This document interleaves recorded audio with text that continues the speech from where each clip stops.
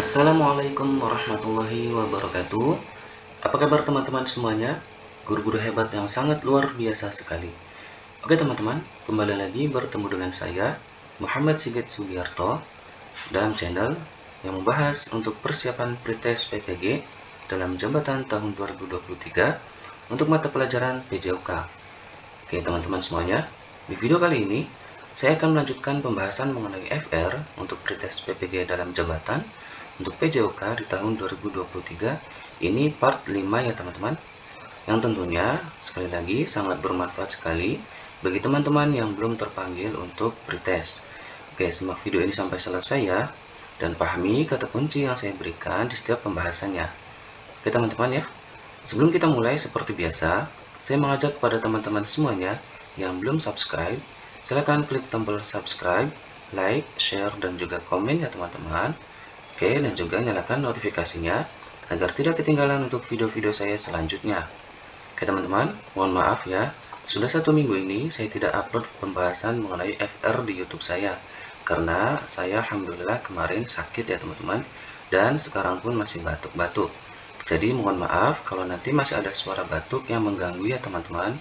Oke, insya Allah di video kali ini saya akan berikan FR yang sudah pasti keluar kemarin ya teman-teman. Oke, saya akan coba menguraikan dan juga menjelaskan FR tersebut ya. Oke teman-teman, semuanya sudah siap untuk mengenai pembahasan FR di part 5 ini. Oke, siapkan catatannya, kita siap untuk membahas. Oke teman-teman, kita mulai di FR ke 41. Kita lanjutkan dari FR ke part 4 ya teman-teman. Oke, kita lanjut. Oke, sebelum ke pembahasan FR teman-teman, saya lupa di sini ada yang bertanya di kolom komentar, yaitu tentang di soal nomor 30 tentang gerakan tolak peluru. Kenapa penjelasannya atau jawabannya adalah hukum kelembaman atau kekekalan. Di sini artinya hukum Newton 1 ya teman-teman. Oke, saya jelaskan. Hukum Newton 1 itu berbunyi benda akan diam jika tidak diberikan gaya dari luar. Oke teman-teman ya. Dalam tolak peluru, sifat kekekalan benda terdapat pada peluru itu sendiri. Pada saat peluru dilempar, peluru akan terus bergerak secara beraturan. Setelah itu, akan jatuh dan berhenti dan akan terus diam jika tidak digerakkan oleh gaya dari luar. Oke teman-teman yang bertanya tadi ya, ini adalah penjelasannya. Jika teman-teman yang lain ingin bertanya pun silahkan ya di kolom komentar. Oke teman-teman ya, insya Allah nanti saya jelaskan. Oke, kita mulai di FR ke-41. Di sini tentang fungsi integratif dari pendidikan jasmani. Oke, ada penjelasannya teman-teman. Yang pertama, menjadi medium pergaulan sosial. Yang kedua, membina kepribadian yang patuh terhadap peraturan, daya saing yang kuat, mental yang kuat, kesetiaan yang kental dan mendalam. Yang ketiga, memberi kesempatan kepada pelakunya untuk berafiliasi dalam kelompok. Yang keempat, memberi kontribusi bagi pembangunan suatu bangsa dan corak atau keberagaman. Oke, baik teman-teman, kata kuncinya jika ada penjelasan mengenai seperti ini, bahwa berarti soal ini adalah bentuknya kecuali ya teman-teman. Tadi teman-teman jawab selain di nomor atau 4 nomor ini ya. Oke, lanjut teman-teman. FR ke-42. Pernyataan yang menunjukkan antara pendidikan jasmani dan pendidikan kesehatan. Ini keterkaitannya teman-teman ya. Kita penjelasannya di sini. Pendidikan jasmani mengembangkan keterampilan pengelolaan diri dalam upaya pengembangan dan pemeliharaan kebugaran jasmani, mengelola kesehatan dan kesejahteraan dengan benar serta pola hidup sehat. Ini jawabannya teman-teman ya. Kita lanjut soal atau FR ke-43. Pernyataan berikut ini yang menunjukkan keterkaitan antara pendidikan jasmani dan pendidikan olahraga. Oke, teman-teman. Penjelasannya di sini, kompetisi olahraga adalah sebagai aktivitas yang diselenggarakan dalam pendidikan jasmani. Seperti yang kita tahu semuanya ya, teman-teman. Di olahraga atau kompetisi olahraga itu kita selenggarakan di dalam pendidikan jasmani atau di kelas ya, teman-teman. Kita lanjut FR ke-44. Di sini ada fungsi ginjal adalah menyaring darah. Dari proses menyaring ini, atau penyaringan ini dikeluarkan zat sisa berupa urin. Proses di dalam ginjal meliputi, ya teman-teman, ini penjelasannya ya, atau ini jawabannya teman-teman, yaitu penyaringan atau filtrasi, penyerapan kembali zat-zat yang berguna atau reabsorpsi, dan pengeluaran zat yang pada saat itu tidak diperlukan serta tidak dapat disimpan dalam tubuh atau augmentasi. Ya teman-teman, lanjut di FR ke-45. Oke, di sini salah satu fase belajar gerak yang penguasaan geraknya sendiri masih belum baik karena masih dalam tahap mencoba gerakan yang membutuhkan kemampuan ingatan. Ada penjelasannya atau jawabannya teman-teman, yaitu fase asosiatif. Oke, saya uraikan ya teman-teman, barangkali bertanya-tanya. Di sini ada 3 fase ya teman-teman. Fase yang pertama itu kognitif atau pengetahuan. Jadi peserta didik masih memahami bentuk teori dari gerak itu. Yang kedua, fase asosiatif, yaitu tahap mencoba gerakan sesuai dengan soal nomor 45 ini. Yang ketiga, fase otomatisasi, itu gerakan otomatis atau teori di luar kepala. Jadi anak-anak sudah hafal gerakannya teman-teman ya, atau mahir dalam gerakan. Lanjut, 46. Dalam mempelajari keterampilan gerak, seorang biasanya memikirkan beberapa pertanyaan seperti, apa sasaran saya? Seberapa jauh saya harus menggerakkan lengan saya? Ke arah mana seharusnya saya menggerakkan lengan saya ketika saya di posisi ini? Tahapan belajar gerak pada kondisi ini dinampakkan tahapan. Oke, ini soal yang sama ya teman-teman, penjelasannya yaitu masih fase kognitif. Oke, uraiannya yang lebih lanjut tadi sudah disampaikan di FR nomor 45. Kognitif di sini baru memahami suatu teori gerak. Fase asosiatif melakukan latihan-latihan gerak, dan fase otomatisasi yaitu gerakan yang otomatis dan teori di luar kepala. Tadi sudah kita jelaskan ya teman-teman. Kita lanjut FR 47. Berikut ini adalah faktor-faktor yang mempengaruhi perkembangan gerak.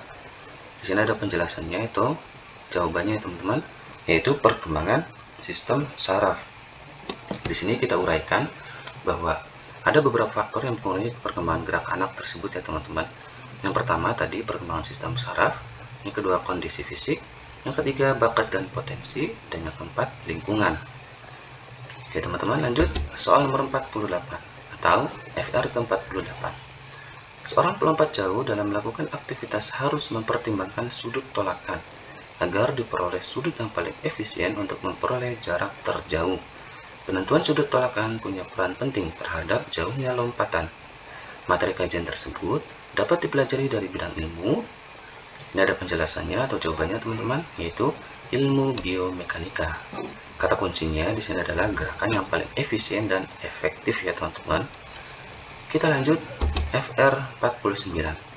Aspek intelektual berkesesuaian dengan ranah pembelajaran PJOK yang sesuai dengan tujuan pendidikan jasmani diarahkan untuk pengembangan individu peserta didik secara menyeluruh.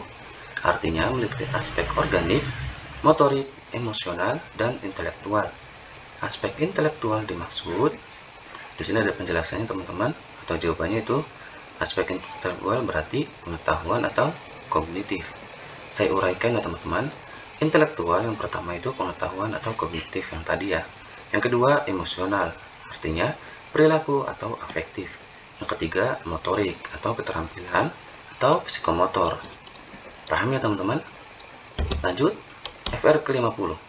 Guru PJOK perlu menerapkan pembelajaran dengan menitik beratkan kemampuan yang relevan sesuai dengan kebutuhan kehidupan nyata. Agar anak terdidik secara fisik mampu menghadapi persaingan hidup sepanjang hayatnya, untuk mewujudkan hal tersebut diperlukan, ada penjelasan teman-teman ya, yaitu peningkatan dan pemeliharaan kebugaran jasmani. Oke, kita perlu menerapkan ini ya teman-teman kepada peserta didik kita, agar peserta didik siap untuk kehidupan nyata ya teman-teman. Oke, lanjut. Ini FR ke-51. Gerak dominan dalam salto pada pembelajaran senam lantai terdiri dari, penjelasannya teman-teman, yaitu awalan, tolakan, melayang di udara, disertai putaran, dan pendaratan. Ini gampang ya teman-teman, ketika nanti ada soal ini teman-teman bisa jawab ya. FR ke-52. Melentingkan tubuh pada pelaksanaan gerak guling lenting dilakukan pada saat, ini ada penjelasan teman-teman, saat bahu menyentuh matras. Oke teman-teman, gerak guling lenting itu dia seperti guling atau roll ke depan ya. Hanya saja ketika bahu menyentuh matras, maka peserta didik yaitu dia meluruskan kakinya ke atas ya teman-teman, atau melentingkan badannya ke atas ketika bahu menyentuh matras. Oke teman-teman, kita lanjut FR ke-53. Di bawah ini adalah standar pengetahuan dan keterampilan guru PJOK menurut Interstate New Teacher Assessment and Support Consortium. Yaitu penjelasannya teman-teman. Yang pertama, pengetahuan akan isi pendidikan. Yang kedua, pertumbuhan dan perkembangan. Yang ketiga, perbedaan antar siswa. Yang keempat, manajemen dan motivasi. Ingat sekali lagi teman-teman, jika penjabarannya atau penjelasannya ini banyak atau ada 4 nomor, ada 4 sub, berarti ini soalnya bentuknya kecuali ya teman-teman. Jadi teman-teman menjawab kecuali yang di penjelasan ini. Paham ya? Lanjut, soal atau FR ke-54. Pengintegrasian karakter melalui proses pengelolaan kelas dan media, evolusi pembelajaran, serta pengembangan kurikulum muatan lokal adalah implementasi PPK menggunakan pendekatan. Penjelasannya atau jawabannya itu berbasis kelas ya teman-teman. Saya uraikan di sini, yaitu pendekatan ada 3 ya teman-teman: berbasis kelas, berbasis sekolah, dan berbasis masyarakat atau lingkungan. Lanjut teman-teman, FR ke-55. Memberikan petunjuk lisan yang dapat meyakinkan peserta didik bahwa dengan latihan ia akan melakukan tugas pembelajaran dengan tepat, termasuk dalam teknik motivasi. Teknik motivasi apa nih teman-teman ya? Sini ada penjelasannya atau jawabannya itu teknik motivasi verbal, karena dia menggunakan lisan ya teman-teman. Kita uraikan di sini ada 4 teknik motivasi. Yang pertama, motivasi verbal tadi sudah dijelaskan. Yang kedua, motivasi tingkah laku, yaitu memberi contoh atau keteladanan dari guru itu sendiri. Yang ketiga, motivasi insentif, yaitu memberikan iming-iming berupa uang atau benda agar anak termotivasi. Yang keempat, motivasi supervisi, yaitu kepercayaan akan sesuatu yang secara logis atau ilmiah tidak diterima, namun dianggap membawa keberuntungan dalam pertandingan. Lanjut teman-teman, FR ke-56.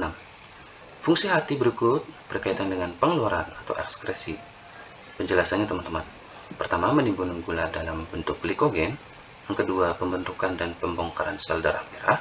Yang ketiga, mengubah provitamin A menjadi vitamin A. Yang keempat, menampung vitamin A, D, E, dan K yang berlebih. Ingat teman-teman, berarti ini contoh soal atau bentuk soal yang kecuali ya teman-teman. Lanjut teman-teman, FR ke-57. Guru PJOK dalam pembelajaran selalu berbasis pada buku, melihat dan membaca, sehingga apa yang dikatakan guru tersebut dianggap sebagai sebuah kebenaran mutlak.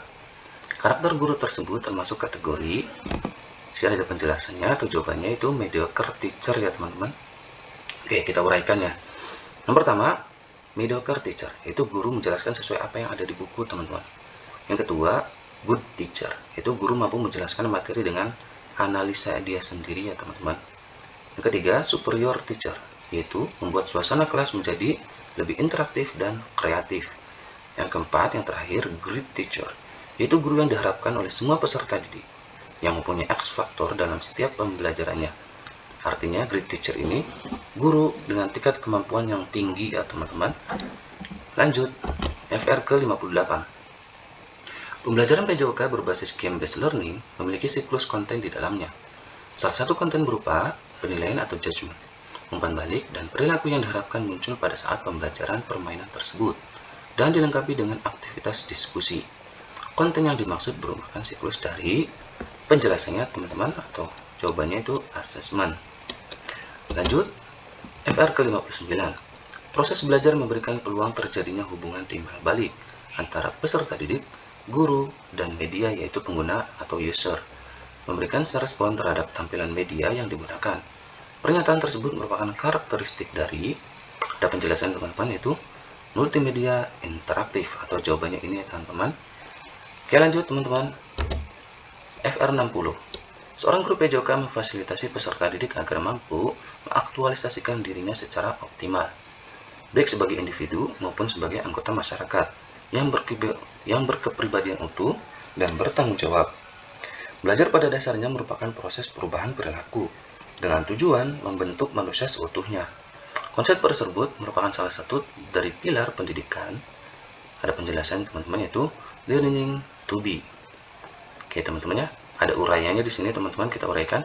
Yang pertama jelas, yaitu ada learning to be ya teman-teman, tadi ya sudah dijelaskan di soal. Yang kedua, learning to do, artinya peserta didik ikut serta dalam memecahkan masalah. Yang ketiga, learning to know, yaitu mencari pengetahuan sebanyak-banyaknya, artinya peserta didik diberi kebebasan untuk mencari pengetahuan sebanyak-banyaknya.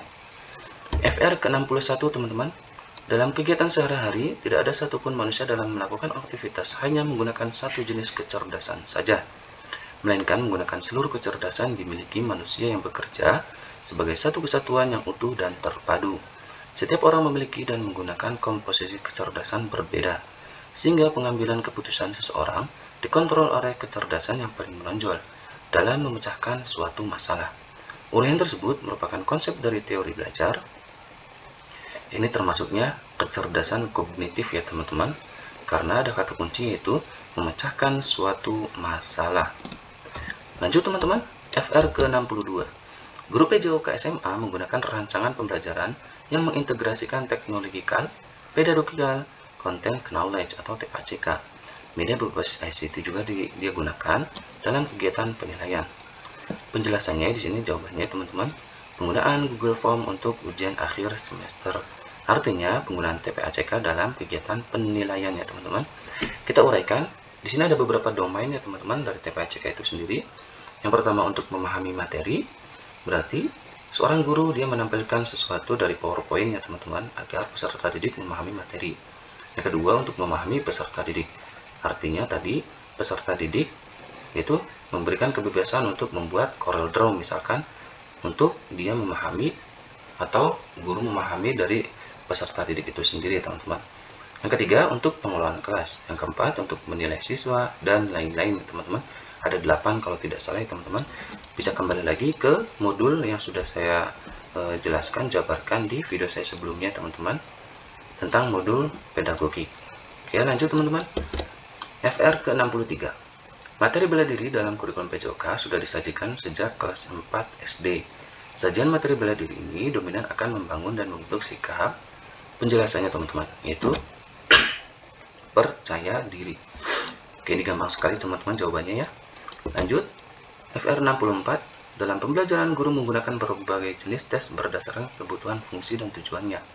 Jenis tes yang dapat digunakan antara lain tes diagnostik, tes formatif, tes sumatif, ataupun tes penempatan. Fungsi dan tujuan dari tes diagnostik salah satunya ditujukan dalam aktivitas. Penjelasannya atau jawabannya yaitu, sebelum menyampaikan materi, guru melakukan tes untuk mengetahui kemampuan siswa. Saya uraikan ya teman-teman. Tes formatif, teman-teman sudah tahu sendiri ya teman-teman, yaitu di akhir atau di akhir ya teman-teman. Tes sumatif juga sama ya.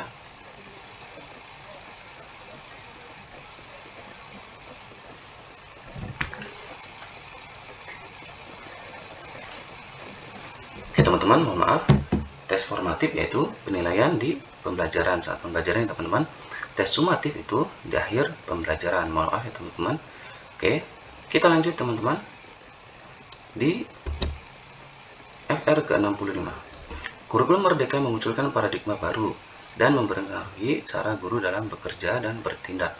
Berikut ini cara pandang guru tentang pembelajaran abad 21 yang paling tepat, yaitu penjelasannya teman-teman.